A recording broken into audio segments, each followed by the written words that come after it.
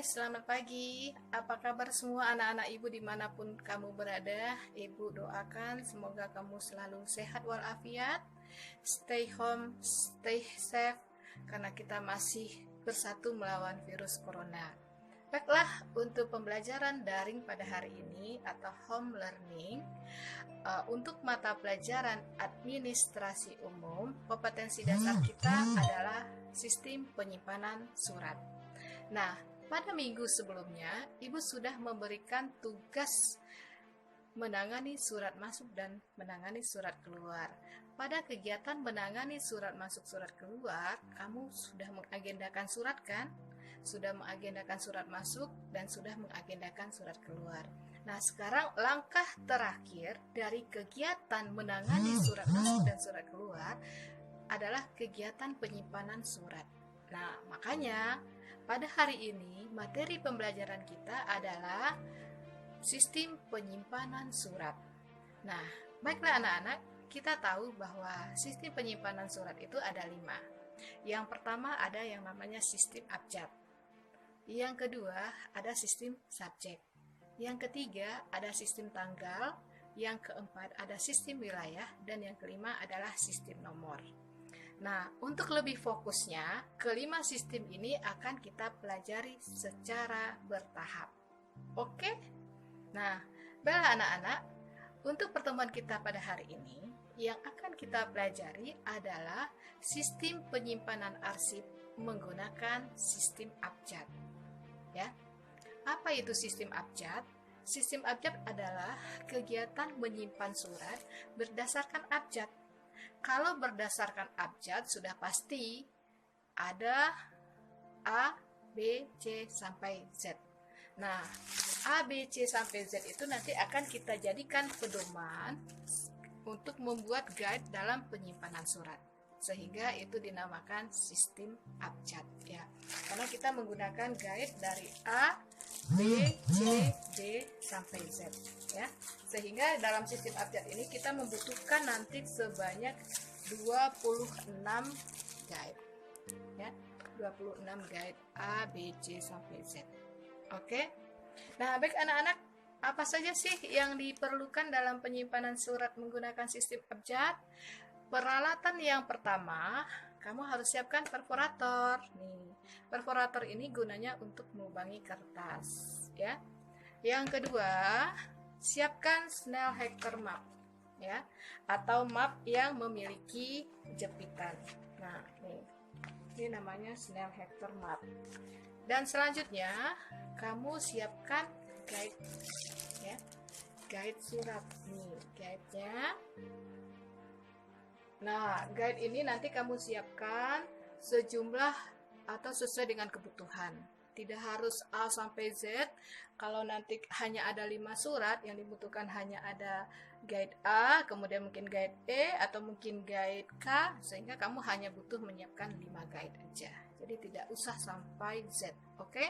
Dan selanjutnya, pastikan kamu memiliki surat. Ya, untuk surat-surat ini masih berdasarkan pembelajaran kita sebelumnya, yaitu penanganan dokumen. Pada materi penanganan dokumen, kamu sudah mengagendakan 5 surat masuk dan 5 surat keluar. Nah, sekarang 5 surat masuk dan 5 surat keluar itu akan kita simpan menggunakan sistem abjad. Nah, pastikan surat itu sudah ada pada kalian. Oke? Nah, sekarang baiklah anak-anak. Dalam penyimpanan surat sistem abjad, ada beberapa langkah-langkah yang harus kita perhatikan.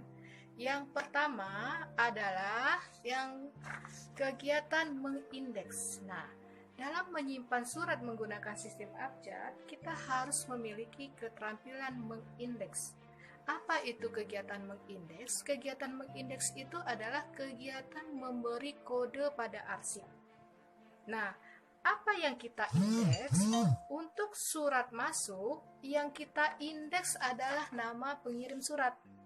Ya, untuk surat masuk yang kita indeks adalah nama pengirim surat. Sedangkan untuk surat keluar, yang kita indeks adalah nama penerima surat. Tolong jangan sampai salah. Untuk surat masuk yang diindeks adalah pengirim surat.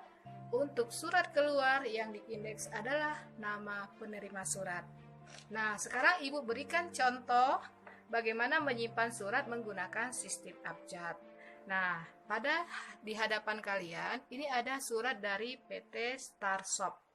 PT Starshop ini adalah perusahaan kita. Karena ini perusahaan kita, berarti ini adalah surat keluar. Nah, dalam hal surat keluar, ingat yang kita indeks apa? Nama penerima surat. Nah, PT Starshop mengirim surat kepada PT Global Mandiri, sehingga yang kita indeks adalah PT Global Mandiri. Jangan PT Starshop, ya, karena PT Starshop adalah pengirim. Sedangkan untuk surat keluar yang kita indeks adalah penerima. Sehingga dalam soal ini yang kita indeks adalah PT Global Mandiri. Bagaimana cara mengindeks PT Global Mandiri? Global itu dijadikan unit pertama. Mandiri menjadi unit kedua. Perusahaan terbatas menjadi unit ketiga.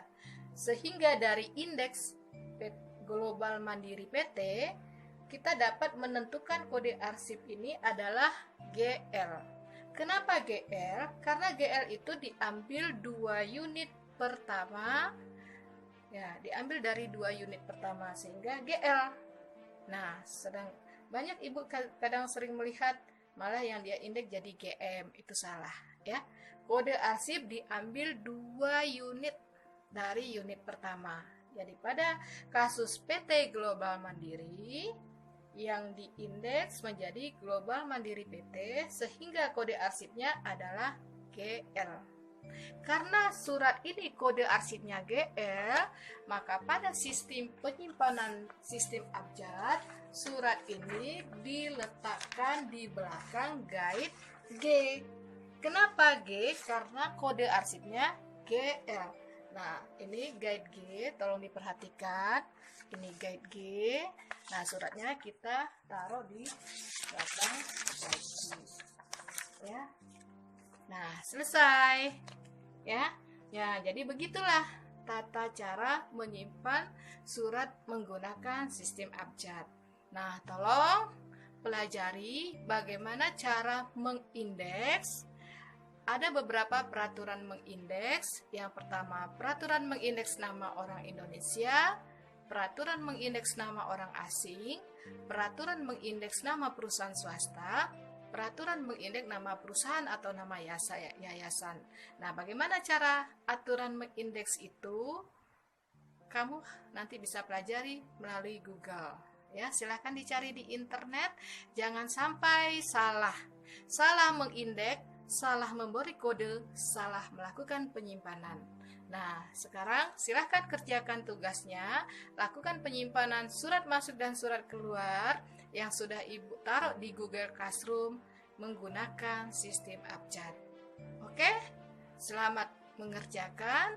Stay home, stay safe, tetap di rumah, jaga kesehatan, jangan kemana-mana.